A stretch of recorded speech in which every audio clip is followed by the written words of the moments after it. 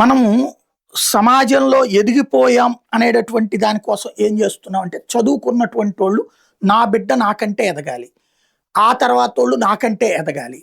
10th class చదివిన తల్లి తండ్రి తన బిడ్డలు ఇంటర్మీడియట్ చదవాలా, ఇంటర్మీడియట్ చదివినటువంటి తల్లిదండ్రి తన బిడ్డలు డిగ్రీ చదవాలి, నేను ఈ పని చేస్తున్నాను నాకంటే ఎక్కువ పొజిషన్కి పోవాలి. ఇది ప్రతి తల్లిదండ్రికి ప్రపంచంలో ఉండేది.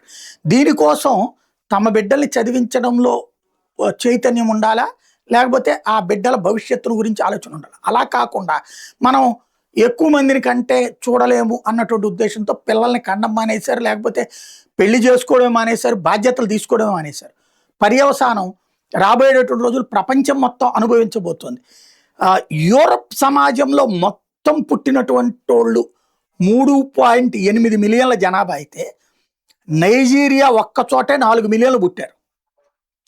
40 లక్షల మంది నైజీరియాలో పుడితే 38 లక్షలు యూరప్లో పుడుతున్నారు. ఇప్పుడు ఏమవుతుంది భవిష్యత్తులో?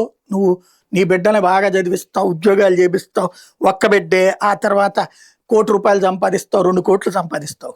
వాళ్ళు తినాలనే టైంకి ఈ నైజీరియానా, పాకిస్తానా, ఆఫ్ఘనిస్తానా, బంగ్లాదేశా ఇట్లాంటి బ్యాచీలు నీ దేశాలకు వచ్చేస్తారు. ఎందుకు? నీకు ఆడపిల్ల దొరకలేదు, వాళ్ళు వచ్చి ఇక్కడ పెళ్లి చేసుకుంటారు. ఇక్కడ ఏమవుతుంది? నీ చేతిలో నీ దేశం ఉంటుందా?